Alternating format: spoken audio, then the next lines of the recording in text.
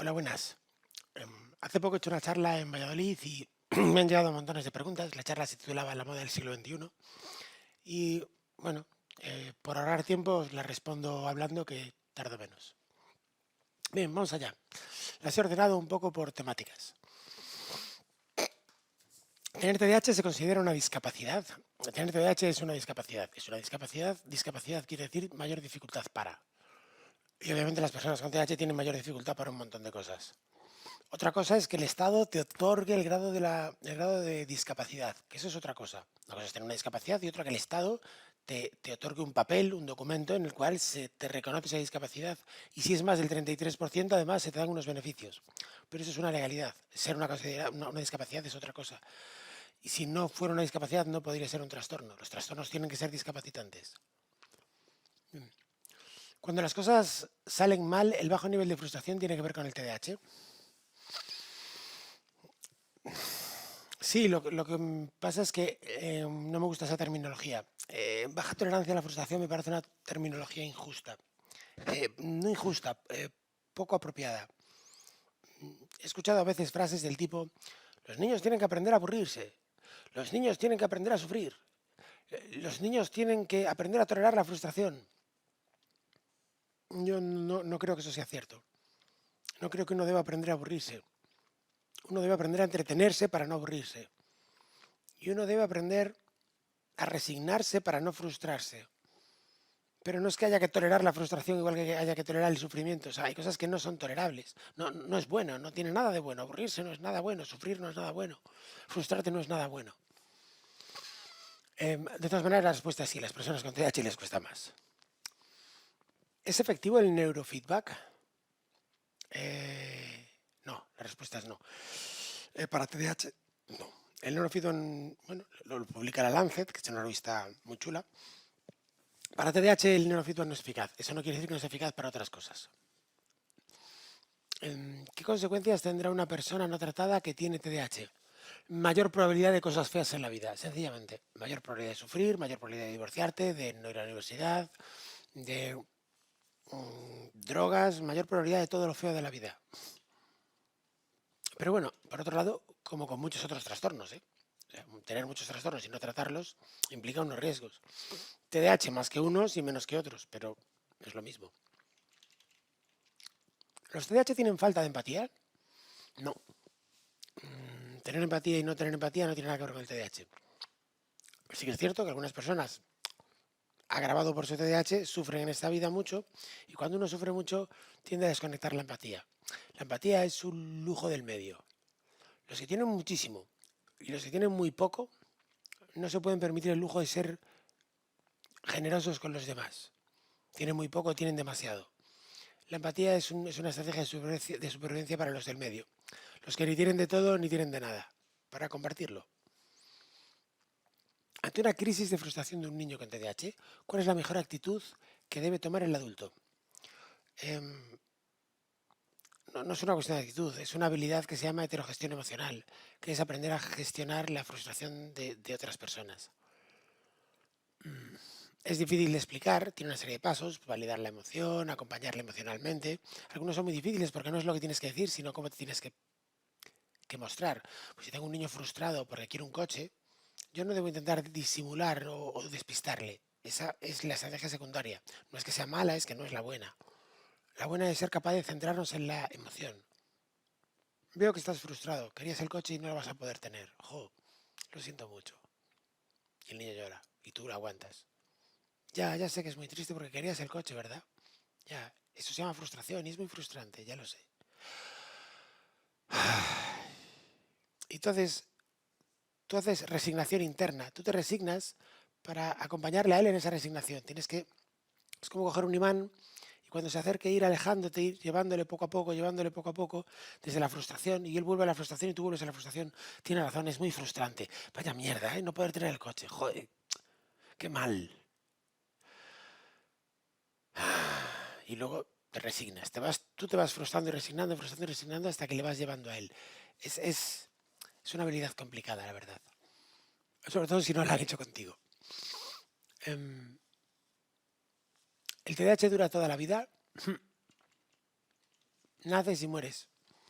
Em, bueno, salvo ese porcentaje que decíamos que en la adolescencia se equipara con los demás, en general, sí, es como ser bajito dura toda la vida. Hombre, pues sí, es lo que eres.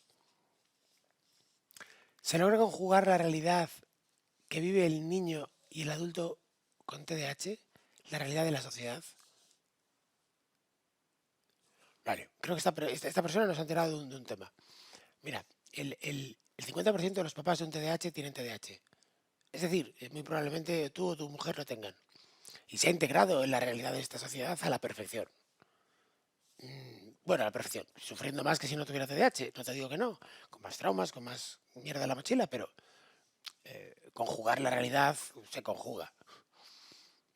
¿Cuál es la explicación de la hipercinestesia cuando no hay una necesidad objetiva de requerimiento atencional? Por ejemplo, para ir a dar un paseo, un juego libre. Vale. Lo primero, eso de que no hay necesidad de requerimiento atencional, lo dices tú. En realidad, hay necesidad de requerimiento inhibicional. No atencional, sino inhibicional. Vamos a jugar, yo tengo ganas de correr, tengo ganas de hacer muchas cosas que no puedo hacer, de subirme a todo, de tocarlo todo, y tengo que contenerme. Y para contenerme tengo que estar activado porque si no, no me contengo, si no la lío. Entonces me activo. Como padres debemos no atenuar esa actividad motriz por si genera ansiedad. La ansiedad es a los padres o a los niños. A ver, yo entiendo que esa actividad motriz te genera ansiedad. Al niño no le genera ansiedad, al niño de hecho se la baja. El niño está menos ansioso cuando se mueve más. Parece que no, pero cuando se mueve menos está contenido y entonces eso genera ansiedad y que tu padre te rilla porque tengas que estar quietecito cuando tú no eres capaz de estar quietecito, eso sí genera ansiedad, ¿no? El moverse. Si tiene que moverse, que se mueva, ¿por qué no? ¿Qué daño hace? Vale intentar que tenga algún movimiento que moleste menos que otros movimientos que molestan más, pero ya está. ¿Crees que es más difícil tratar la enfermedad ahora con la cantidad excesiva de estímulos a los que estamos sometidos constantemente? Bien, en principio, en rigor, no es una enfermedad, es un trastorno. Es un síndrome y es un trastorno, no una enfermedad. Algo de definición, pero no importa. Bien, ¿crees que es más difícil de tratar la enfermedad ahora con la cantidad de estímulos? Para nada. Es muchísimo más fácil tratar ahora el trastorno, no por la cantidad de excesiva de estímulos, sino porque tenemos conocimiento, datos, estudios, medicaciones, terapias, muchos más datos que nunca. Entonces ahora es más fácil que nunca. ¿Los estímulos no ayudan? Bueno, no lo sabemos todavía, a lo mejor sí, todavía no lo tenemos claro, la verdad. Hay discusiones. Tengo un hijo con TDAH y siempre pone excusas para todo.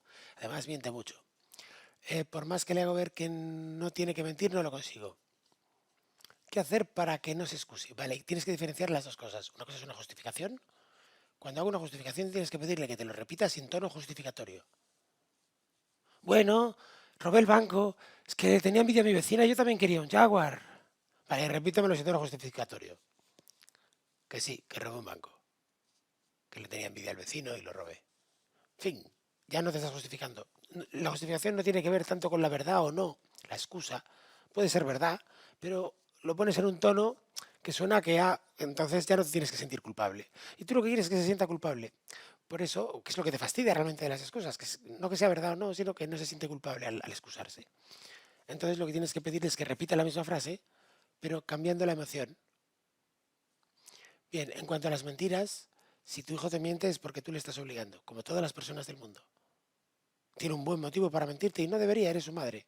Puedo entender que uno tenga un buen motivo para entenderle a un policía si es un delincuente, pero a su madre no, porque su madre es incondicional. Debería ser incondicional.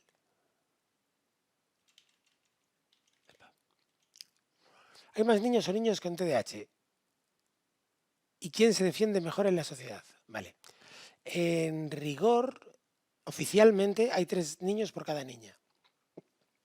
Yo te digo, y esta es una opinión mía, que no, que en realidad hay los mismos niños que niñas. Lo que pasa es que hay un montón de niñas ocultas en ansiedad, que compensan con ansiedad y entonces el TDAH no se nota. ¿Quién se defiende mejor en la sociedad? Las niñas porque tienen ansiedad y entonces no se nota. ¿Quién se defiende mejor en la sociedad? ¿Que la sociedad? Las niñas porque lo ocultan. ¿Quién sufre más? Las niñas porque se lo tragan, se lo comen. Y digo niñas o cualquier otro TDAH con ansiedad, que no solo son niñas, aunque sean mayoritariamente. Em, Claro, las niñas lo sufren más y al final sufren más. Pero por otro lado, las mujeres tienen una capacidad mucho más alta de tolerar sufrimiento y de sufrir menos en la vida. Los hombres, por una cuestión biológica que estamos peor hechos, porque somos más prescindibles, testosterona a la guerra, em, realmente, bueno, vivimos menos, sufrimos más, nos suicidamos más, nos drogamos más.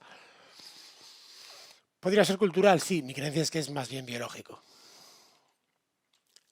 ¿Es hereditario el TDAH? ¿Puede considerarse que el TDAH es un trastorno para toda la vida? ¿Es hereditario? Sí, muy hereditario.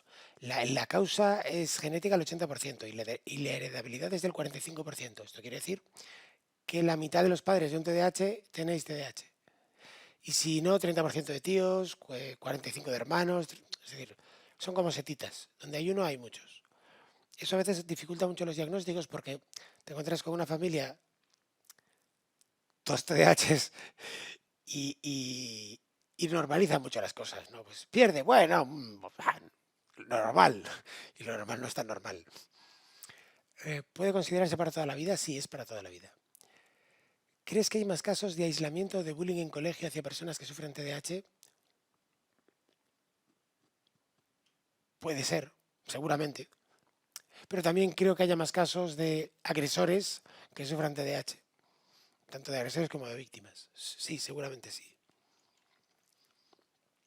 Los TDAH tienen serias dificultades para filtrar la idea prioritaria en su hábitat cotidiano. Efectivamente, lo has definido a la perfección. Filtrar la idea prioritaria. Uf, filtrarla.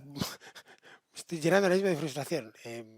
La mitad de las frustraciones que tengo en mi vida es porque me cuesta filtrar la idea prioritaria, me focalizo en unas que no son, me lío. ¿Está relacionado la inmadurez con el TDAH? Solo una inmadurez. Es decir, cuando hablamos de madurez hablamos de muchas cosas. Yo puedo ser inmaduro jugando al fútbol, hablando, leyendo, en mi pensamiento, en mi sexualidad o en lo que sea. Las personas con TDAH tienen una madurez ejecutiva. Es biológico, es fisiológico. El cerebro está menos maduro aquí. O sea, en la parte de adelante es como si tuviera un tercio de tu edad a tus 18 años. En adultos, ¿vale? A tus 14 años, 13 años. ¿Cuáles serían las normas básicas para vivir con un TDAH? Es que depende del TDAH, es que eso no te lo puedo responder. Normas básicas, no entiendo la pregunta. Las normas básicas de los humanos, respeto a la diversidad, respeto a las opiniones, quererse mucho y paciencia para convivir, que siempre es fastidiado, con un TDAH y con un no TDAH. Salvo que sea, es decir, si es un TDAH complaciente es una cosa, si es un TDAH colérico agresivo o incluso negativista desafiante, pues es otra. Entonces, existe, ¿no? El TDAH. ¿Qué opinas? Opino que el TDAH es como el naranja, como el color naranja. El color naranja existe, sí. ¿Por qué? Porque nosotros le hemos dado el nombre. Ya bueno, pero le hemos dado el nombre en base a una fruta que tenía el mismo color. Ya, bueno, pero no importa, le hemos dado el nombre. Y ahora es un color, el color naranja. Pero los colores en realidad no existen. Hay una gama cromática. ¿Y dónde pones el principio y dónde pones el fin de cada color? Podríamos decir que en realidad el amarillo es, como se llame, ámbar y ponerle nombres a otros sí podríamos. Pero le hemos llamado a esto naranja. Y ahora se llama así. Y ya está. Es esto. Que seguramente el TDAH en realidad sea muchas otras cosas en sumatorio o que en el futuro tendremos nombres menos primitivos para las cosas. Pues genial. Pero ahora mismo es el que tenemos. ¿Cómo puedo organizarme teniendo TDAH? ¿Cada caso es único? Sí, cada caso es único. Y la pregunta de cómo puedo organizarme teniendo TDAH, creo que no has entendido lo que quiere decir TDAH. A ver, depende de los grados, depende de muchas cosas, pero es posible que no puedas organizarte. Y por eso tienes TDAH. Si tu TDAH es grave, no puedes organizarte. Y no puedes, no es cómo, es no puedes. Lo primero que tienes que hacer es asumir que no puedo organizarme. Porque una vez que yo asumo que no puedo organizarme, cuento con ello para vivir. Y a partir de ese momento en el que yo cuento con que yo no puedo organizarme, busco alternativas a eso. Busco otras opciones que no sean organizarme. Que me organice otro, una vida caótica y vivir en ella, lo que sea. Pero partir de la base de que no puedo organizarme. Es como, ¿cómo no tener TDAH teniendo TDAH? ¿Qué hay de cierto en las decisiones que se toman conscientemente? Simplemente son una justificación de una decisión inconsciente. Hay algo de cierto, no todo cierto, pero sí hay algo de cierto. Sí que es verdad que, bueno, primero van las cosas inconscientes y al final te surge a ti una idea o una decisión y siempre hay cosas detrás que no vemos. Pero también es cierto que eso que es consciente también tiene una fuerza. Aunque tengamos la tendencia a darle mucha más potencia a la voluntad de la que realmente tiene. La voluntad es una fuerza, pero es una fuerza pobre realmente, en comparación con la emoción, por ejemplo. Te estoy escuchando, necesito que me des algo concreto para empezar a actuar, a trabajar con niños con TDAH. Algo concreto, pequeñas pautas. 4 pasos concretos. No, no voy a hacer tal cosa. Eso es como si tú me dices, quiero que me des 4 pasos concretos para empezar a generar mi propio reactor de fusión fría. Solo 4 ideas. Es que no puedo, no sé a qué nivel estás. No sé dónde estás. Si estás a cero, no puedo darte 4 pautas y echarte ya al reactor. No, haz un curso de formación en Focus, por ejemplo, de TDAH y fórmate bien. Fórmate guay. No tengas 4 pasos concretos porque eso va a salir mal. Porque no es así de simple. Los TDAH no son, o sea, no son la misma persona, son distintas personas que tienen TDAH y eso hay que tenerlo en cuenta. ¿Qué técnica se podría usar para conseguir un estímulo adecuado a la atención necesaria en una actividad cuando externamente no se recibe? A ver, desde dentro no puedes. La única técnica que conozco interna para que yo consiga que un estímulo que es una mierda a mí me resulta estimulante es la ansiedad. Es pensar, como no sea capaz de soportar esta serie terrible, mi mujer me va a dejar y se va a enfadar conmigo. Uf, venga, Javi, atiende. Pero eso es una mierda de técnica porque es la técnica que se utiliza y se abusa de ella y es un problemón porque luego la ansiedad es mala. Desde fuera sí, desde fuera yo puedo conseguir que algo no motivante me sea motivante. Por ejemplo, el ejemplo que se me va a ocurrir, si mi mujer me dice, termina la serie y si te enteras de todo, esta noche hay fiesta, pues entonces me motivo. Pero en sí yo conseguir que un estímulo de mierda me sea motivante solo con ansiedad. Como TDAH soy una persona sociable que intenta tener amigos, pero no encaja en ningún grupo. ¿Me conformo o sigo intentándolo? Sigue intentándolo, pero haz cambios. Busca cambios. Y para saber qué cosas cambiar, pregunta a las personas que en algún momento te han rechazado y tenían pinta de buena gente. Em, es más común que las personas con TDAH tengan dificultades sociales, pero habitualmente no tantas. Habitualmente son rechazados porque son pesados y tal, pero por otro lado, pues también hay quien te coge en gracia y te coge en cariño, aunque seas un poco pesado. Es decir, bueno, sigue intentándolo, pero sobre todo averigua qué es eso que haces que falla. A veces no vas a poder hacer nada, pero ya solo el hecho de saberlo y anticiparlo, pues puede que reduzca el impacto que genera. ¿Cómo intentar que tu hijo deje de hacer algo que te molesta enormemente a ti y al resto? Como por ejemplo escupir. Vale. Lo primero, no me importa que te moleste a ti o al resto. Me importa que sea socialmente aceptable o no. Es decir, si tu hijo tiene Tourette y, y grita, tu hijo tiene Tourette y grita, y lo siento si a alguien le molesta, es que tiene Tourette. Y si te molesta, te jodes, es que tiene Tourette. Es como decir, un acatarrado que no deja de estornudar, pues me molesta. Pues jódete, porque está acatarrado. No tiene otra opción. El tema de dejar de escupir, no conozco ningún trastorno en el cual te veas obligado a escupir, con lo que me faltaría aquí para poder responderte es la película en mi mente, es decir, ¿cómo es eso de escupir? ¿Se enfada y escupe? ¿Llega sonriendo y de repente te escupe? ¿Te escupe a ti o escupe al suelo? Es decir, necesitaría saber de qué estás hablando para poder corregir la pauta. Claro que se puede hacer una modificación de conducta y corregir la pauta, obviamente. Tengo un hijo con TDAH y siempre he pensado que ha sufrido mucho porque parece que todo lo hace mal. Bueno, desde luego él siente que todo lo hace mal y aquí el problema también es ¿qué puedes hacer tú para que no lo haga todo mal? Pues tú dirás, pues nada, es que lo hace él y lo hace mal. Y yo diría, ya, y sí y no. Tú pones, tú pones las cotas de lo que está bien y lo que está mal. Tengo chavales que llegan a casa con un 3 y sus padres le dicen felicidades, campeón, te lo mereces. Sí, con un 3, porque se esforzó algo, tampoco muchísimo, se esforzó algo y él sentía que se había esforzado un huevo, aunque en realidad no había estado una mierda, pero él sentía que se había esforzado un huevo, sacó un 3, pues felicidades, ya está. El mal y el bien es un poco más relativo a veces, otras no, otras tienen una consecuencia directa inevitable. La falta de autoestima en los TDAHs provoca rechazo social y la falta de amigos y mucho sufrimiento. ¿Qué se puede hacer? No, no, no. La falta de autoestima no provoca rechazo social.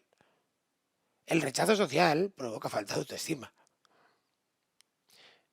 Si tu hijo tiene rechazo social, es importante estudiar qué ocurre. Algunas veces las habilidades sociales son válidas, pero muchas veces las habilidades sociales no sirven para nada. Porque el chaval sabe perfectamente lo que tiene que hacer, pero no tiene control de impulso para hacerlo. Necesitarías saber qué cosas vienen ocurriendo para poder ayudarte. ¿Consideras que las personas con TDAH tienen un caos interior que manifiestan en un caos exterior, lo cual hace que las consideren un desastre? No, no. Que mentalmente sean caóticas y exteriormente sean caóticas no quiere decir que tengan un caos interior que se manifieste en el exterior. Quiere decir las personas somos mente y todo está fuera. Em, Y no es que las personas nos consideren un desastre, joder. Es que el significado que esas personas le dan a desastre es lo que quiere decir TDAH. Es el mismo significado. A eso le llaman desastres. Un desastre es una persona despistada, rompetechos, pues eso. Mucha gente justifica el tener un trastorno como el TDAH para hacer cosas que no debería. ¿Es correcto? No, no es correcto. Mucha gente. Cosas que no debería. No, no sé de qué estás hablando, pero diría que no. A ver, si hablas de cosas legales, el TDAH te comes los mocos igual. Si hablas de que no me apetece trabajar, que no me apetece trabajar, te digo que tengo TDAH, te diré que no estás entendiendo lo que quiere decir TDAH, porque eso es lo que es TDAH. TDAH es la enorme dificultad para tener fuerza de voluntad. Y si no tienes fuerza de voluntad, pues no lo haces porque no tienes fuerza de voluntad. Entonces no es que me esté justificando, es que este es mi trastorno. ¿Es duro ser TDAH? Joder, hombre, sí. No,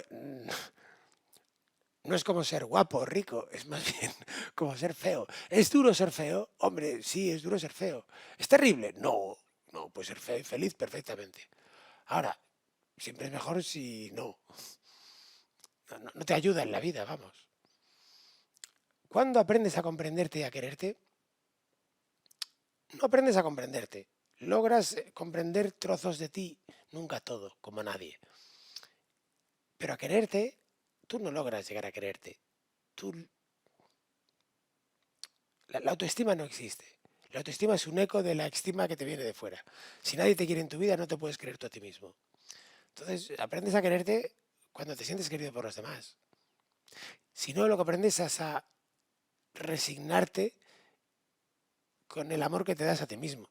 Es la otra opción. Cuando una persona es consciente de la sintomatología de su TDAH, ¿mejora o empeora su aceptación o convivencia con el trastorno? ¿O puede suponer más sufrimiento? Cuando una persona es consciente de su sintomatología TDAH, sí que es cierto que al principio puede haber un bajoncete. El primer par de meses puede haber un bajón, un tipo de depre o tipo shock. A veces pasa. Pero en general, aunque su sintomatología pueda empeorar, su sintomatología, es decir, el número de veces que se pierde las llaves pueda empeorar, el número de sufrimiento se reduce una burrada. Una burrada. Que es lo importante al final. No perder las llaves, sino sufrir. Como niño con TDAH, ¿le recordarías a tus padres que hubiesen hecho... ¿Qué le recomendarías, maldita dislexia? ¿Qué le recomendarías a tus padres que hubiesen hecho y no hicieron? ¿Qué le recomendarías a tus padres que hubiesen hecho y no hicieron? Uf. Un curso de psicoeducación con unidad Focus. Seguro. De hecho, creo que el curso de psicoeducación que hacemos en unidad Focus no deja de ser un poco esto, ¿no? Todas las cosas que me hubiera gustado enseñarles a mis padres antes de tenerme. Diagnóstico. ¿Se puede diagnosticar el TDAH con un escáner cerebral? No, no se puede. El escáner cerebral es exactamente para descartar que tengas un queso gruyere en el cerebro, un agujero, un daño o algo. Pero los escáneres cerebrales solo ven los daños gordos, solo ven las cosas gordas. Las disfunciones pequeñas no las ven. Quisiera que explicaras la necesidad de una evaluación completa y no solo educativa. ¡Puh! Vale, las evaluaciones educativas, al menos en mi tierra, no se le llaman evaluaciones, se le llaman valoraciones. Es valoración y orientación versus evaluación y diagnóstico. El problema de hacer evaluaciones educativas es que yo busco trastornos del aprendizaje, busco trastornos que influyen en lo académico. Desde mi punto de vista me parece es enfado. Me parece perverso. Es confirmar la cultura de la ESO a tope. La cultura de que lo único que importa en tu vida es la ESO. Tus notas es tu valía. ¿Cuánto vales? ¿Qué notas tienes? Y eso está ahí inculcado en la sociedad y los padres obsesionados con la ESO y todo el mundo obsesionado con lo académico. ¿Y qué tal de notas? Es la pregunta recurrente. ¿Qué tal de salario? ¿Cuánto ganas? Porque cuánto ganas, tanto vales. Es un poco esa misma historia que con los adultos y el dinero, pero mucho más feo, porque se pregunta abiertamente y te lo preguntan a pesar de que sepan que no son buenas. Bueno, pues esto de que evaluemos educativamente es como, voy a hacerte una evaluación para que apruebes, para ver si apruebas. Pero si sufres, entonces me la pela. Pues es esto lo que se hace cuando tú haces una evaluación educativa y no haces una evaluación completa. Que el resto de los sufrimientos de la persona, el resto de los trastornos, de las patologías, de las cosas que le hacen mal, las ignoras. Y si no buscas algo, no lo encuentras. Curiosamente me encuentro madres que dicen, ¿cómo no se dieron cuenta en el colegio de que tenía TDAH? Y yo respondo, ¿cómo no se dieron cuenta en la carnicería? ¿Qué le pides a un profesor? No es un clínico. Eres tú la que tenías que haber traído al psicólogo, no el profesor el que tenía que haber mandado venir. Y a veces los profesores lo hacen de buena fe y la respuesta que reciben tampoco es chula, ¿eh? Vale. ¿Hay niveles de TDAH? Sí, hay muchos grados y además cambia muchísimo la afectación en función de los grados. Un grado alto no se puede comparar a un grado bajo. ¿Deberían cambiar entonces, según tú, el criterio de los ítems para detectar TDAH? Para hacerlos más concretos, sí. De hecho, ya hay pruebas que lo hacen, como el DIVA-2, en Focus estamos desarrollando el Enfoca, pero sí, los criterios de adulto se tienen que modificar, hacerlos mucho más concretos, más agarrables, menos eh, endebles, no es la palabra que me sale, más discriminativos, menos malinterpretables. Hay una palabra que lo define, pero no me sale. ¿En qué medida los niños adoptados son más proclives a tener TDAH? En gran medida, en enorme medida, muchísima más medida. En general, ciertas patologías como es neurodesarrollo, personalidad, se agrandan en niños adoptados una burrada. Y además hay estudios incluso que lo relacionan pues por ejemplo, los de personalidad, donde más se dan, con gran diferencia, es si se le separa al niño de la madre entre los 6 meses y los 2 años y medio. Antes de los 6 meses y después de los 2 años y medio no hay tanta personalidad. Hay otros trastornos, pero sí, TDAH hay muchísimo. ¿Por qué? Hay bastantes discusiones y no voy a meter en ese berenjenal. Pero desde luego más TDAH hay. Quiero decir, lo hablábamos en la charla. En la charla hablaba de los síndromes que vienen con TDAH, pero ¿son TDAH? ¿Un alcohólico fetal es un TDAH o sencillamente coinciden la sintomatología? Pues todavía no hay una unanimidad en esto. ¿Afecta más el TDAH a hombres que a mujeres? ¿En qué se fundamenta? Bueno, esta pregunta la respondí hace un rato, no ordené bien las preguntas. No, cuando digo que afecta más a hombres que a mujeres 3-1, me fundamento en las guías clínicas, en la guía NICE o en lo que dice la ciencia, vaya. Y cuando te digo que yo creo que en realidad esto no es así, lo que pasa es que hay TDAHs que se ocultan con ansiedad, eso te lo digo yo. Si nosotros pudiéramos detectar bien a esos TDAHs y hacer estudios de prevalencia, la prevalencia sería más alta que la del 5%, claro. Si hacemos un cálculo, además lo podemos calcular. 3 hombres, una mujer, 2 mujeres más, pues un 50% más. 7,5 sería. Muchas gracias. Soy TDAH sin diagnosticar, con un hijo de 10, también sin diagnosticar y maestra. Ha sido de gran ayuda y me siento muy agradecida. Un fuerte abrazo. ¿Vale? Un fuerte abrazo a ti también, pero, coño, no te quedes sin diagnosticar ni dejes a tu hijo también sin diagnosticar, porque el diagnóstico tiene una utilidad muy grande. Y cuando vayas a hacer un diagnóstico, no solo te diagnostiques de TDAH. ¿Y cómo tienes tan claro que eres un TDAH sin diagnosticar? Bueno, no lo sé, esto puede ser, pero en cualquier caso, No te quedes así. El diagnóstico no tiene ninguna utilidad sin un tratamiento. El diagnóstico está para poder orientar el tratamiento. Vale. ¿Qué razón existe para que los diagnósticos de centros privados realizados por profesionales colegiados, obviamente, clínicos, no sean válidos en un centro educativo? El tener el diagnóstico de la seguridad social se prolonga durante años. Vale. La razón es la siguiente. No es que nos sirvan centros educativos, es que nos sirven centros educativos públicos. Porque los servicios públicos tienen una filosofía anticorrupción que está muy bien como idea, que me parece válida, me parece muy guay, ¿no? Si yo tengo un servicio público de calidad y garantía, gratuito, ¿por qué me traes una mierda privada que has pagado? No, tío. Tráemelo público, que yo sé que al funcionario no le vas a poder comprar fácilmente, que él no te cobra y aquello no es tan fácil. Entiendo la idea. Pero la idea solo funciona si yo tengo un servicio, como dije, pues eso, de calidad, público, gratuito y garantizado. Si tengo un servicio gratuito, pero no garantizado y desde luego no de calidad, como el servicio de salud mental, bueno, servicio de salud mental, es que es un eufemismo, decir servicio público de salud mental es un eufemismo. Es una idea, es una idea, pero no existe. No existe un verdadero sistema público de salud mental. Eso es un paliativo, algo muy, pues te dan lo que, bueno, hacen lo que buenamente pueden con lo que tienen. No les estoy criticando a ellos individualmente, pero como sistema, o sea, te puedo dar medicación, esa te la puedo dar porque la medicación es más barata, más rentable y más fácil.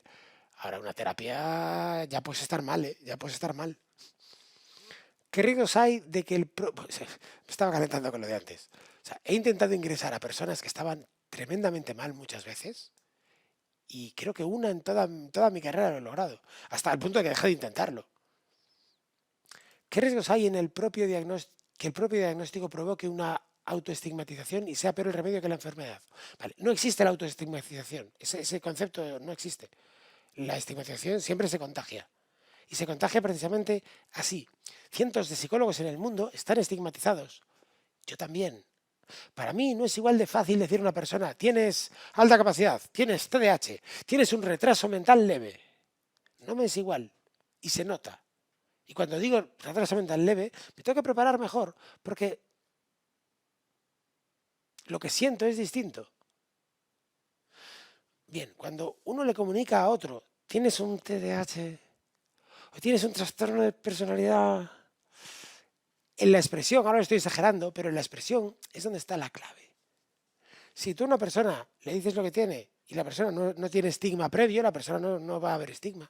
Y si cuando se lo dices con naturalidad y la persona tiene estigma previo, puede que se niegue, puede que diga, no lo tengo, como así de ellos. No, yo no. Eso no es un problema, a mí no me pasa eso. Bueno, vale, lo que tú quieras. Dale un poco de tiempo hasta que caiga de la burra. Y ya está. Pero realmente eso de la autoestigmatización, no. Lo que sí, miraros bien, si sois padres, cómo estáis vosotros antes de decírselo. Porque la pregunta típica de charla es, ¿cómo le decimos a nuestro hijo que tiene 7 años lo del TDAH? Se queda así con cara de culo. Lo del TDAH, lo del TDAH. Claro, así no, porque así le vas a acojonar. Él no sabe lo que es TDAH, pero dicho así, es terrible. Todo esto tiene que ser algo natural. ¿Cómo le dijiste a tu hijo que era pelirrojo? Le sentaste en una silla y le dije, hijo mío, tenemos que hablar. ¿Eres pelirrojo? No. Sencillamente en un momento que surge el tema, no, que tú eres despistado porque tienes TDAH. Que tengo que TDAH como tu padre, ¿no lo ves? Que soy despistado los dos. Pues ya está. Pero así, sin meterle más. ¿Cómo saber que tienes TDAH en la edad adulta? Si tienes sospechas, vete a un profesional y que te haga un diagnóstico especializado. Por ejemplo, en Focus. ¿Es frecuente que el diagnóstico temprano de autismo en... ¿Es frecuente el diagnóstico temprano de autismo en niños con TDAH? No. De hecho, es muy infrecuente. Es tremendamente infrecuente el diagnóstico temprano en niños con TDAH. Es infrecuente el diagnóstico temprano en niños que tengan autismo leve. En autismo grave es más fácil, ¿eh? En autismo grave sí es frecuente. En leve es muy infrecuente, es una suerte. Si tienes un diagnóstico temprano de autismo más TDAH, tienes una gran suerte por tener el diagnóstico, quiero decir. La suerte es que puedes tener el diagnóstico porque muchas veces no es normal.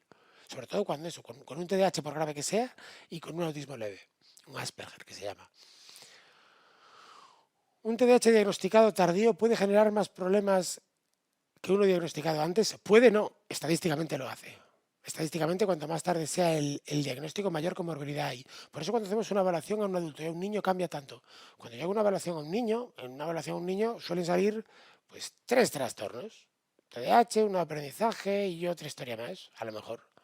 Cuando evaluamos adultos y los evaluamos bien concienzudamente,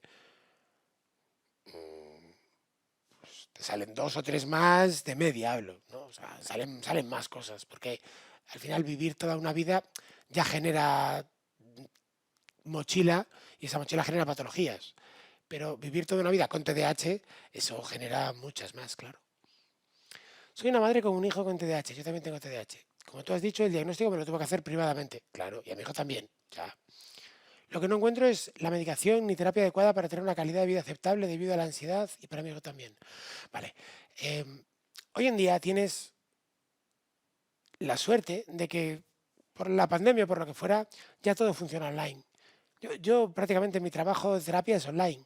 En Focus tenemos todos nuestros servicios online.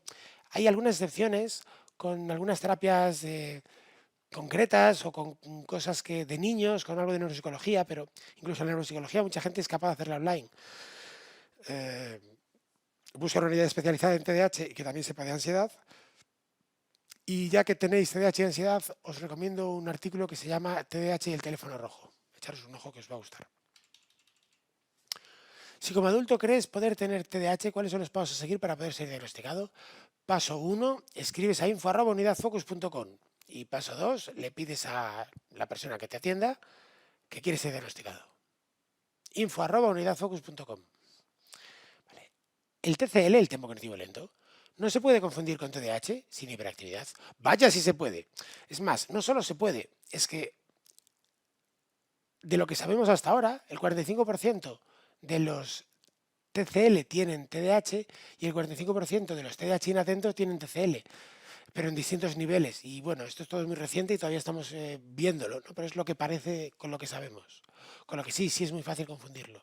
La clave está en la inhibición, en ser capaz de inhibir o no. El TDAH no inhibe, el TCL sí inhibe. Hay una charla que tienes en internet de Russell Barclay sobre tempo cognitivo lento de unas 2 horas, donde te hace una separación muy precisa entre estos dos. Comorbilidades. ¿Hay alguna relación entre TDAH y personas altamente sensibles? No tenemos ni idea, vaya.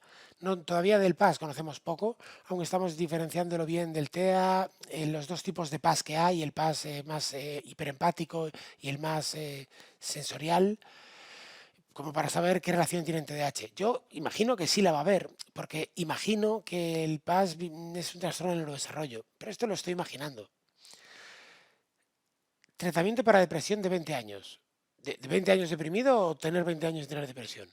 Bueno, es igual. El tratamiento para la depresión tiene varias partes. La primera parte es una terapia funcional, tipo cognitivo-conductual y farmacología. La segunda parte, una vez que salgas de ese bache de la depresión, es intervenir desde daño emocional y trauma para que esto no ocurra más. ¿Cuál es el trastorno que acompaña al TDAH? Hombre, esto parece un chiste. Eh, Hay muchos, la comorbilidad es muy variada. Siempre hay trastornos que lo acompañan, pero no siempre son el mismo. Creo que el más común es la dislexia, el que más lo acompaña. Pero en desarrollo, en adultos, seguramente sea la ansiedad, no lo sé. Muchos. Comorbilidad con dislexia, altas capacidades, TEA. ¿Hay TDAH puro? En el libro pone que sí. En el libro pone que hay TDAHs puros, que solo tienen TDAH. Yo jamás he visto uno. Jamás he visto una persona que saliera de Focus con un diagnóstico de TDAH y nada más. Quizás me equivoque, quizás tendría que repasar a mis hemerotecos, pero yo de verdad que no lo recuerdo. No, claro, también piensa que nosotros evaluamos adultos, sobre todo, y adolescentes y adultos, que son donde más trabajamos. Por lo tanto, seguramente, o quizás en niños sí que sea más fácil encontrar un TDAH puro. En adultos es más difícil porque ya tienen mochila. TDAH o altas capacidades. Línea fina de detección. No veo ninguna línea fina de detección. De hecho, veo una línea gruesísima de detección. Salvo que para evaluarlas hagas evaluaciones educativas, como decimos antes. Claro, si tú haces una evaluación educativa, pues entonces sí vas a tener dificultades, porque es que se aburre porque es muy listo, se aburre porque no atiende, pues no lo sé. Pero vas a tener dificultades no solo con el TDAH y las altas capacidades. Si solo haces una evaluación educativa, la vas a tener con el TEL, la vas a tener con, bueno, todo lo que se evalúa en realidad en psicopedagogía. A ver, no quiero ser mala gente con los psicopedagogos, yo soy psicopedagogo, pero mm, desde mi punto de vista es un brazo corto, es un brazo que se queda corto. Como intervención va muy bien, pero a nivel de evaluación se queda corto. Superdotación, Asperger y TDAH puede darse las tres, dan lugar a errores diagnósticos, o según qué psicólogo les diagnostique un trastorno diferente. Vale. Superdotación, según la nomenclatura que yo utilizo, no es a lo que te estás refiriendo, te estás refiriendo a altas capacidades. Superdotación es distinto. Superdotación y TDAH no se pueden dar a la vez. Es imposible. ¿Por qué? La superdotación implica tener altas capacidades cognitivas, alta creatividad y alta inteligencia ejecutiva, alta estructura, ser estructurados. Las personas con TDAH, por definición, son disejecutivos, tienen una baja inteligencia ejecutiva, un retraso mental ejecutivo, si queréis decirlo así, una inmadurez ejecutiva. Por tanto, no es compatible con la superdotación que requiere ser anti-TDAH, ser lo opuesto al TDAH. Entonces, superdotación no. Pero altas capacidades, Asperger y TDAH, sí se pueden dar las tres. ¿Da lugar a errores diagnósticos? Depende. Si tú tienes una superdotación altísima, un Asperger, claro, el Asperger por definición ya no es altísimo. Si fuera un autismo altísimo y un TDAH altísimo, ahí no habría dudas. No hay dudas porque son todos muy altos. En la medida en la que la superdotación sea muy leve, la superdotación, la alta capacidad sea muy leve, el TDAH sea leve y el Asperger sea leve, ¡buf! Es difícil ese diagnóstico. Es difícil porque tú no tienes una regla de medir. O sea, yo te pongo un tío delante y yo te digo, ¿este tío mide menos de 1,50? Pues si el tío mide 1 metro, no tienes dudas. Y hasta 1,40 m un test más o menos. Pero a partir de 1,40 pues, estoy calculando y tú tienes tu dedo y tu ojo. Es que no tienes ni dedo, tienes el ojo, tienes que estar ahí mirándolo así. Y está difícil saber si ese tío mide exactamente menos de 1,5 m o más de 1,5 m. Anda por ahí. Pues esto pasa muchas veces, él anda por ahí. Y al andar por ahí, pues nos es difícil, sobre todo si se nos superponen cosas a medir. A veces es difícil, otras no, otras está chupado porque es obvio, es de libro. En los casos de los niños, ¿es positivo acompañarles en este sacar fuera? Perdona, esta pregunta ahora mismo no la entiendo. ¿Sacar fuera? Vale. ¿Qué opinas de la extrema sensibilidad al rechazo social? ¿Crees que puede estar relacionada con TDAH? Vale. La extrema sensibilidad al rechazo social se llama disforia sensible al rechazo. La disforia sensible al rechazo está relacionada con TDAH, pero también con muchos otros trastornos. Pero sí que destaca más en TDAH porque, pues yo qué sé, en otros trastornos, como una fobia social, por ejemplo, eh, pues claramente esta persona le tiene miedo a estar con otras personas. Pero en TDAH te pueden decir, no, es muy extrovertido, interactúa con todo el mundo. Y a pesar de eso, tener una alta disforia social porque, sí, interactuará con todo el mundo porque es un desinhibido, pero ha recibido tantos rechazos que siente un terrible miedo cuando lo hace y anticipa que va a ser rechazado aunque lo siga haciendo. ¿Se confunde el TDAH con el trastorno del lenguaje? Sí, muchísimo. Peligrosa y tristemente muchísimo. Más que se confunde el TDAH con el TEL, es que no se detecta el TEL y se le pone TDAH como explicación al problema. Es esto. O sea, nunca he visto un TEL que en realidad tuviera TDAH.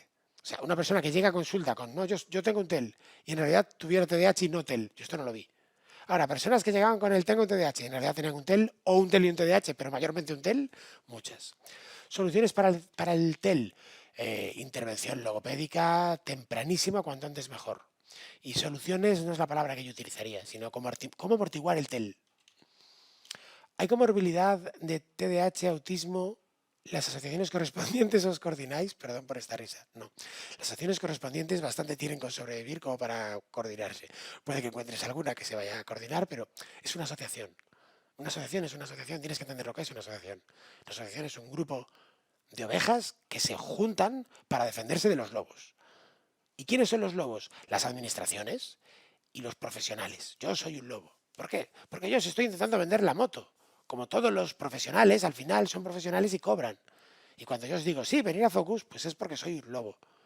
Y podría ser un lobo más confiable o menos confiable, más incompetente o menos incompetente, o la hostia de bueno. Pero dentro de esta categoría, yo soy un lobo, soy del que podéis correr peligro porque podríais ser maltratados, como asociación. Entonces, cuando se forma una asociación, lo que tiene que hacer es defender a sus socios, que se coordinen entre ellas. Bueno, se coordinan los centros clínicos. Un centro clínico privado como el mío se coordina con quien haga falta, claro que sí, porque es su trabajo, porque si no, no está a la altura. Pero a una asociación le pides lo que le puedes pedir. Y si no, implícate tú en la asociación, métete dentro y cámbialo. ¿Se puede confundir un diagnóstico de TDA con un trastorno de aprendizaje? Hombre, se puede confundir y se hace muy habitualmente, muchísimo. Os diré que hasta los 29 años yo no sabía que tenía una dislexia de caballo. Me lo dijo una compañera logopeda. Me dijo, Javi, ¿tú no te das cuenta de que ese odio que le tienes a los libros? ¿Eso que pasa cuando alguien te regala por tu cumpleaños un libro no es normal? ¿Eso no es de TDAH? Y efectivamente me hizo las pruebas y sí, tengo una dislexia gordísima, pero hasta los 29 años yo metía todo en el saco del TDAH. Un error muy común. Meto todo en el saco del TDAH y lo explico todo desde el TDAH. Pero no es así, el TDAH es lo que es y está definido aquí. Y estas cosas son las de TDAH. Y luego hay unas cosas que son propias de que le pasan a las personas con TDAH, que no son, pero sí son consecuencias típicas. Y luego hay cosas que no son nada de esto, y eso son por otra razón.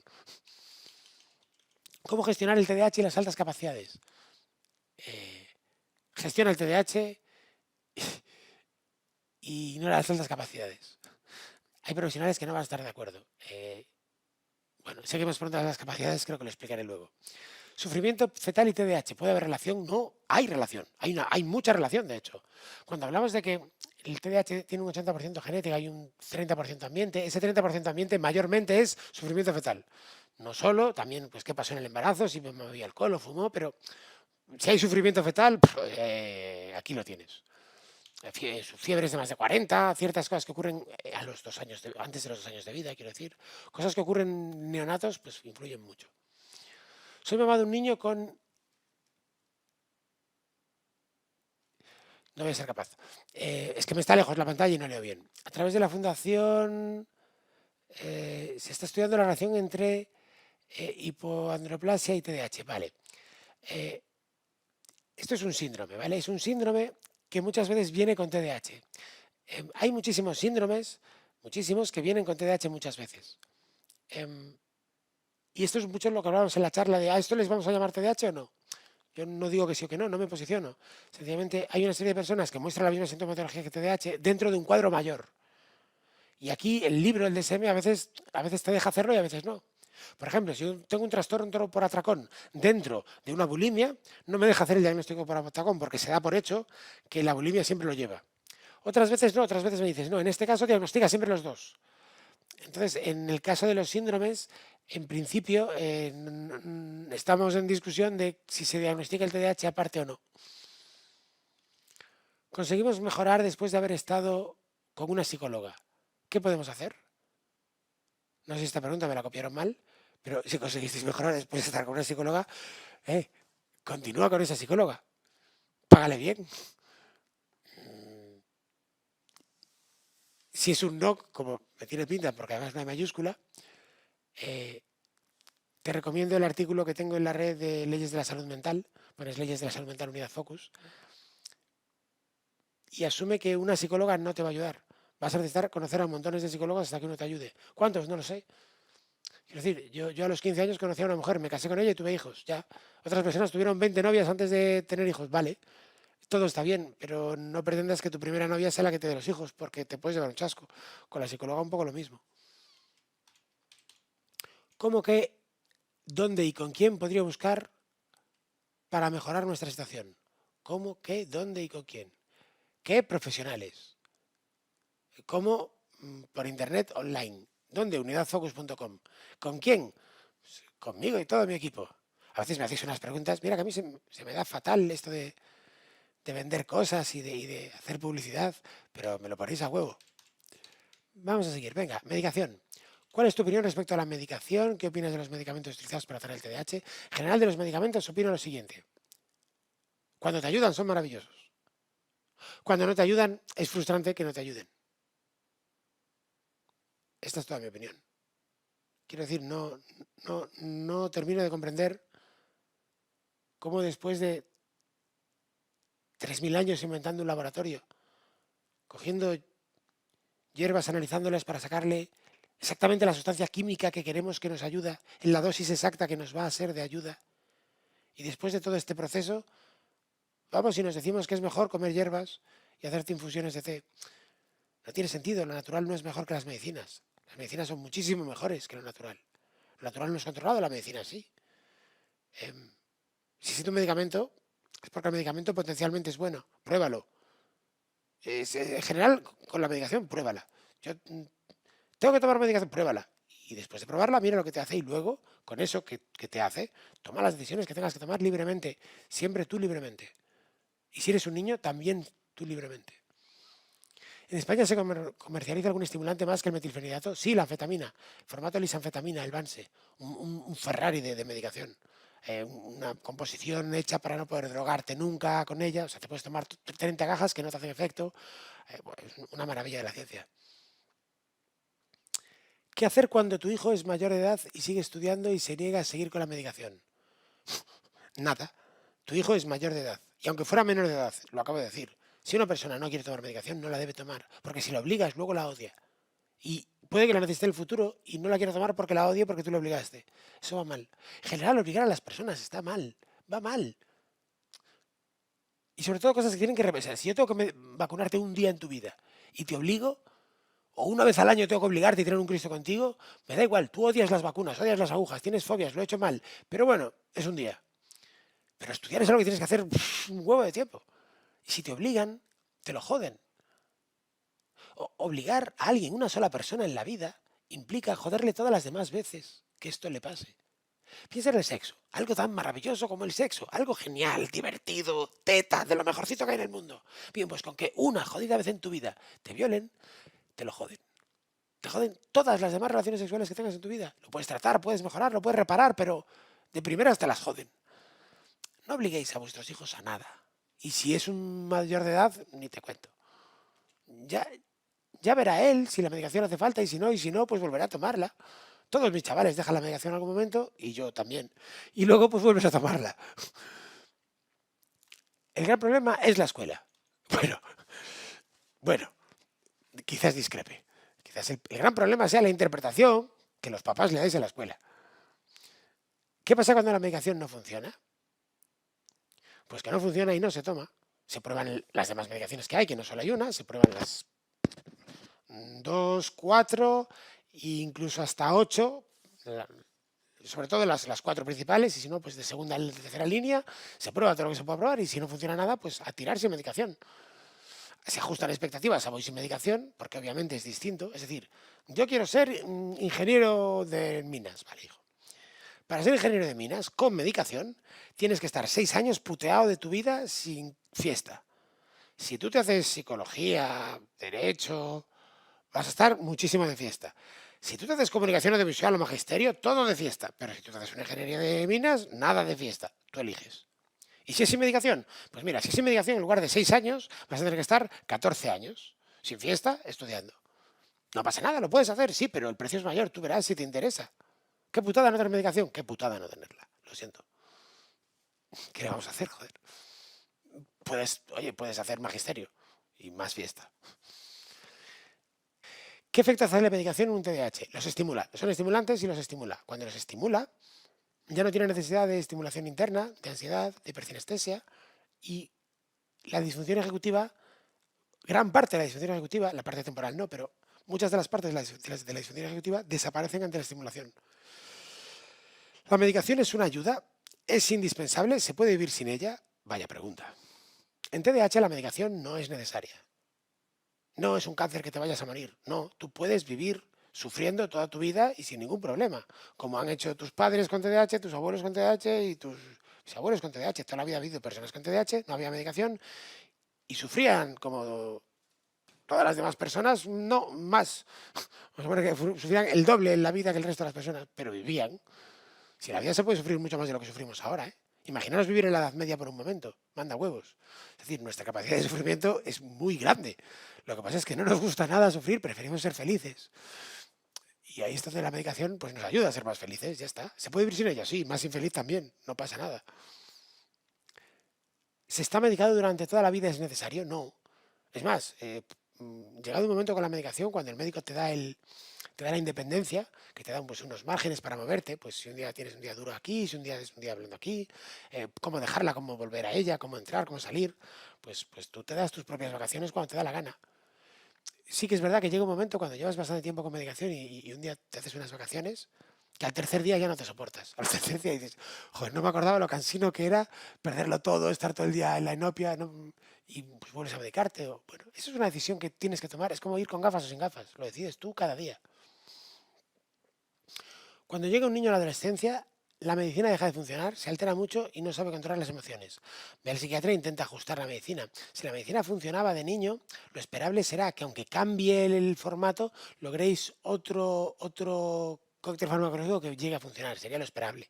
Y si no, pues lo que dije antes. ¿Por qué los psiquiatras recomiendan descansar de la medicación? No, los psiquiatras no recomiendan descansar de la medicación. A ver, lo digo mejor. La pauta general, la línea general, la indicación general es no descansar de la medicación. Esa es la indicación general. ¿Por qué?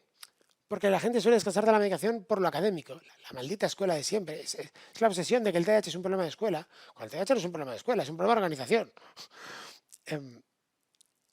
y de inhibición. Y tú en verano también tienes que organizarte y también tienes que inhibirte. Y también tienes que no ser despistado y que no te reprochen cosas en tu casa y que no te griten y que no te gasten el nombre y te riñan todo el puto día y que tus amigos no te digan pesado. Todo eso también hace falta en vacaciones. Ahora, algunas veces los psiquiatras, a pesar de esto, recomiendan descansar de la medicación. ¿Por qué?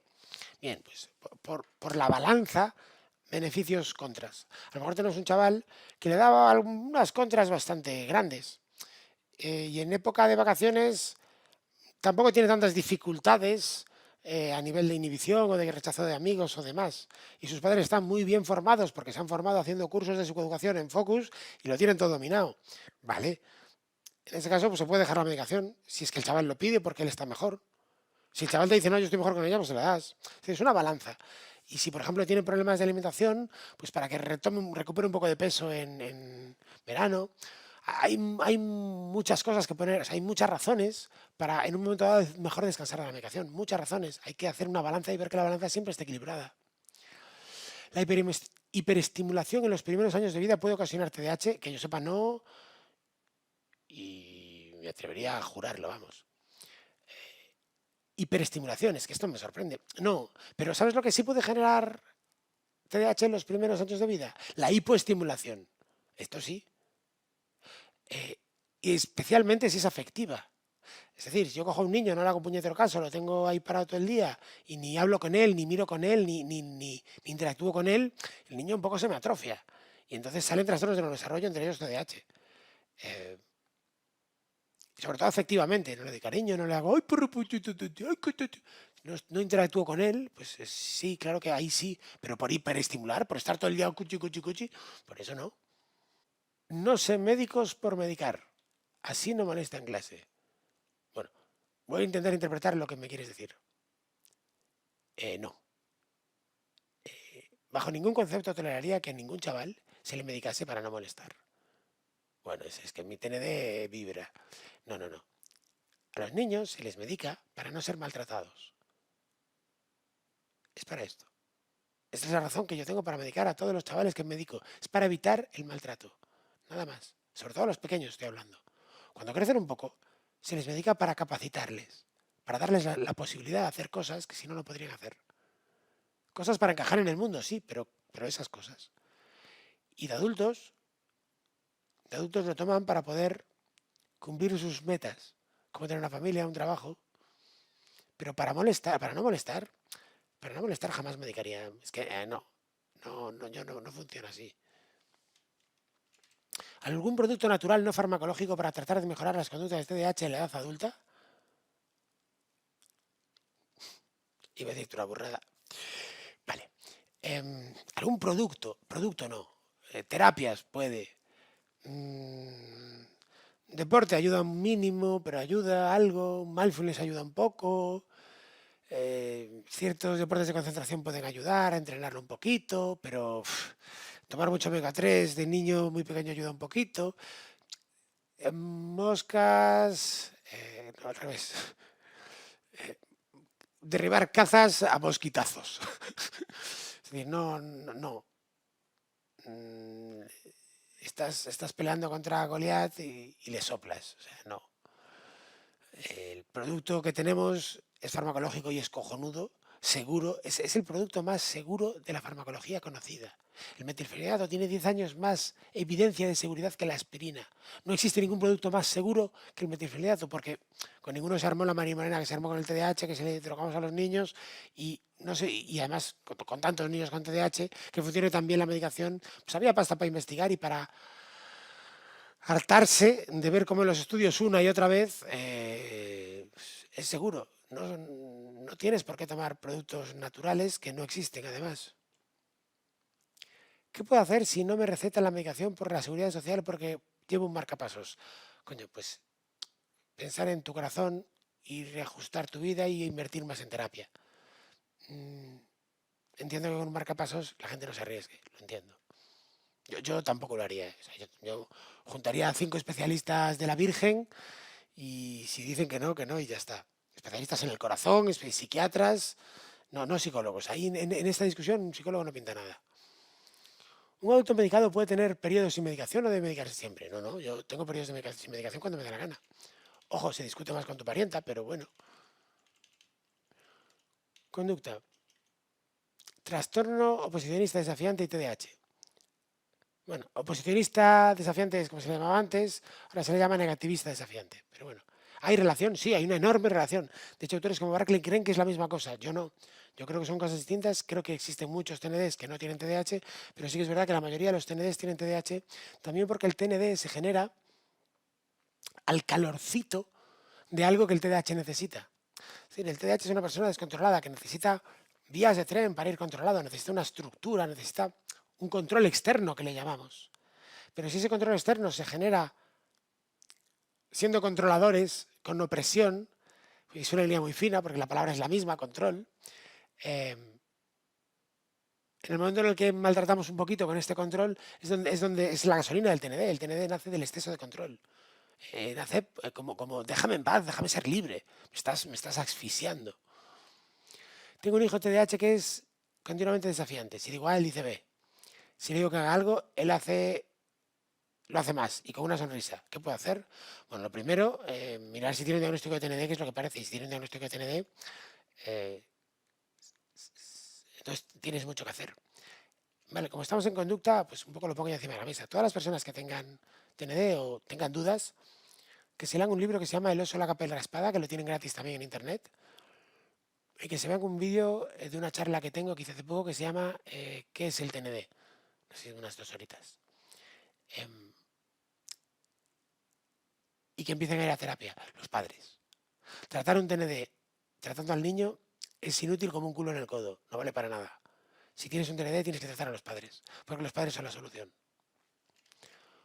Un adolescente con TDAH es normal que desarrolle un problema de conducta que nunca había demostrado hasta ahora.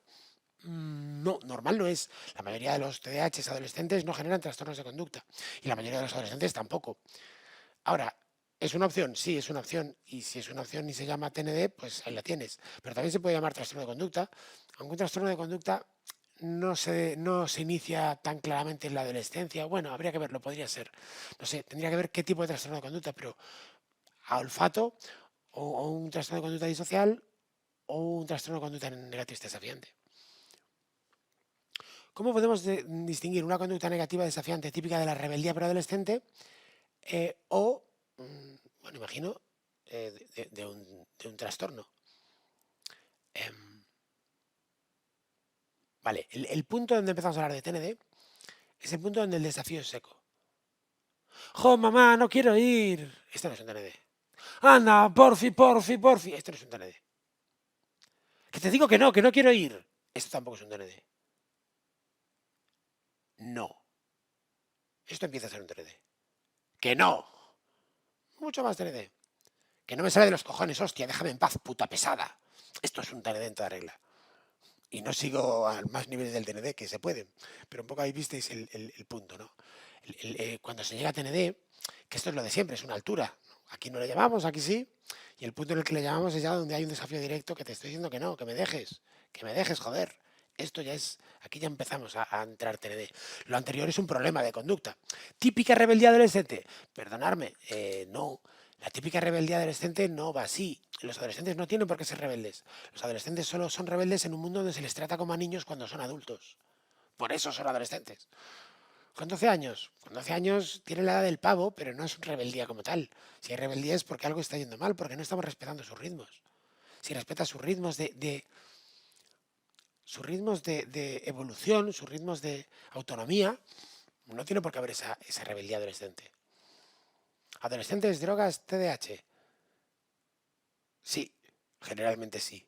No siempre, pero generalmente sí. Especialmente porros.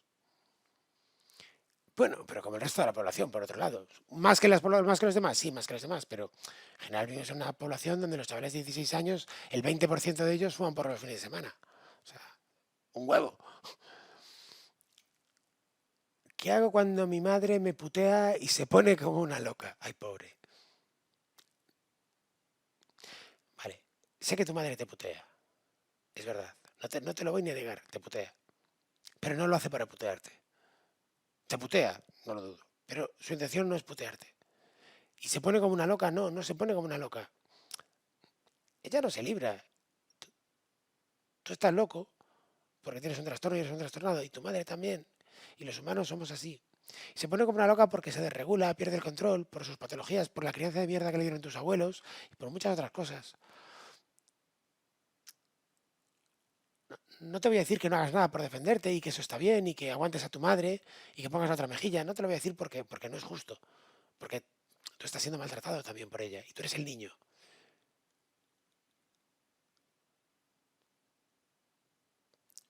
Lo que tienes que hacer es cuando ella está en frío, cuando ella no esté en caliente, intentar hablar con ella de que crees que necesitaría ir al psicólogo. No como un enfado, no como un ataque, no como un mamá, vete a la mierda, vete al puto psicólogo ya. No, así no va a funcionar. Tampoco funcionaría contigo. Si te dice, oh, vete a la mierda, no funcionaría. Es más un, porfa, creo que necesitas ir al psicólogo porque esto que haces no tiene mucho sentido. Y si ella se niega, tío, pues cómprala. Es lo mismo que le digo a los padres con los hijos, cómprala. ¿Cómo se le compra a una madre? Coño, a un hijo se le compra con pasta, a una madre se le compra con otras cosas. Pues mamá, yo también voy al psicólogo si vas tú, yo qué sé. O nos vamos a un fin de semana donde tú quieras, yo qué sé. Conoces a tu madre mejor que yo. Estoy seguro que la puedes comprar, pero ponla a tratamiento porque te interesa. Y si puedes, sé partícipe en esa terapia, porque tú también tienes que educar a tu madre. Con menos de 12 años no te diría esto, pero si estás escribiendo esto, supongo que tienes móvil, por lo tanto deberías tener más de 13, 14. En realidad, esto funciona mejor si tú te metes en el proceso y me ayudas a educar a tu madre. Porque hay cosas que tu madre hace que saben que están mal, otras no se da cuenta, y tú tampoco lo haces guay, igual que ella no lo hace guay. O sea, ¿sabes cuando viene tu madre y tú haces algo y solo te dice lo que está mal? Esto está mal, esto está mal, esto está mal. Pues tú haces la misma mierda con tu madre. Solo te quejas cuando está mal. Cuando ella hace algo bien, nadie le dice nada. Entonces ella está igual de perdida que estás tú con lo otro. Por eso también hay una parte que es tuya, de que cuando tu madre hace algo guay, se lo hagas saber. Y cuando tu madre hace algo que no es guay, en frío, y digo en frío porque si no le vas a tocar el orgullo de autoridad, en frío se lo hagas saber. Tengo una hija TDAH, altas capacidades y TND. Prepárate. Las tienes todas. Falta una aquí. Falta trastorno de aprendizaje. Para tener el paquete bueno, bueno, bueno, falta una dislexia de caballo. Eh, una dislexia de caballo y por encima hija. Y esto de hija quizás sea machista, pero en general las niñas, como se les presupone socialmente mm, menos hostiles, cuando son TND son más impactantes. No es que sean niveles, son más impactantes. Las altas capacidades van a hacer que ese TND sea más listo que tú y te gane todas las putas batallas. Todas. Alguna perderá, pero en general vaya a ganar. Y cuando tienes un enemigo que te va a ganar todas las batallas, el truco es no jugar todas las partidas, porque si no te va a vapulear. Juega muy pocas partidas y procura ganarlas, pero juega muy pocas. Vas a tener que ceder un montón de cosas. Batallas que no merecían la pena. Y léete el libro que dije antes. Estudios. Mi nombre es Claudia, tengo 12 años. El instituto, cada profesor adapta los exámenes de maneras distintas. ¿Esto puede influir en las calificaciones de la asignatura? Obviamente sí. Quiero decir, Si yo a un ciego no le doy un examen en braille, esto va a influir en la calificación de la asignatura brutalmente. Si a una persona no le adaptan, pues claro que le va a influir negativamente. Si se lo adapta, le va a influir positivamente. Que lo hagan de maneras distintas, en realidad te va a dar una ventaja, que es que al hacerlo de maneras distintas, tú vas a poder ver qué adaptaciones te son útiles y cuáles no, y así, pues ayudarles. Javier, en relación a lo que comentas del profesorado, si se nos enseña a muchas cosas de las que has comentado, el problema fundamental es que no podemos multiplicarnos como la administración nos exige. Bueno, estoy a medias de acuerdo. No lo sé, quizás, no, quizás me equivoque. Sé de educación, pero no sé tantísimo de educación. Mi creencia es que en realidad los profesores tienden a pensar que el problema es la ratio, que tienen demasiados chavales. Y creo que esto no es real. Si tú me dices, Javi, ¿qué prefieres dar una clase a 12 niños? Solo 12 niños.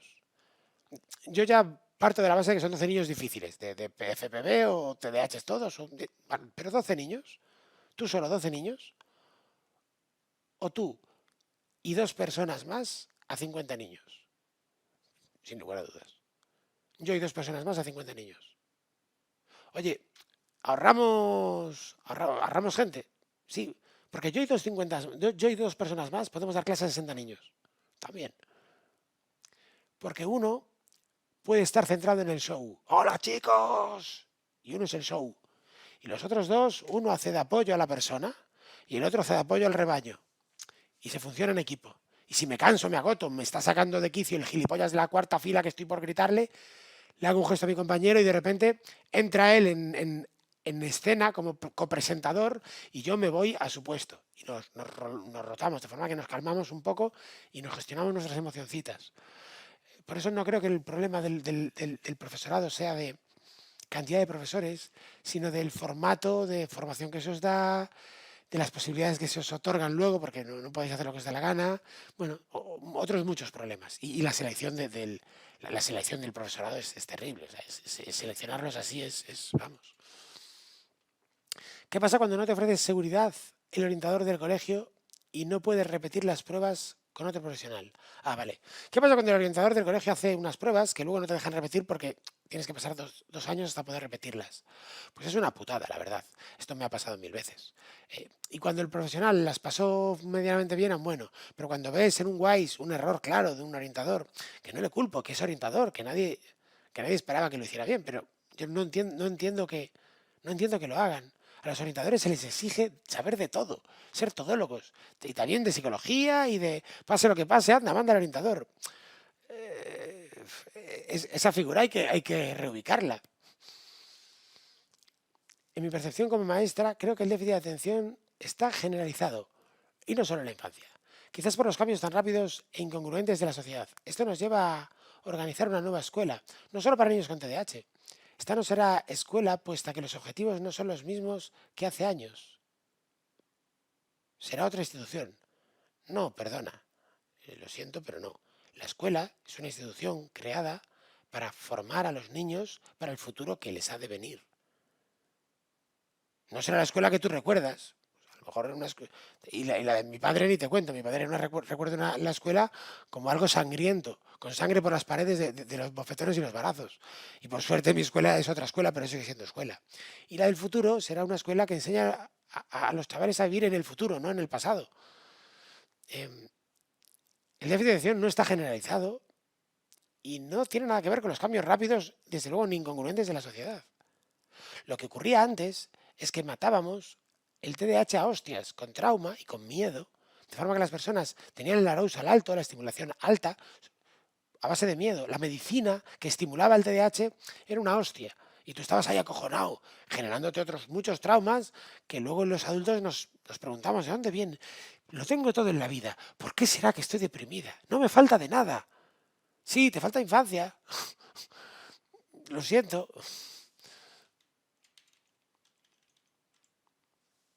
¿Qué hacer si tu hijo no quiere estudiar y quiere pasar toda la tarde con el móvil o el videojuego?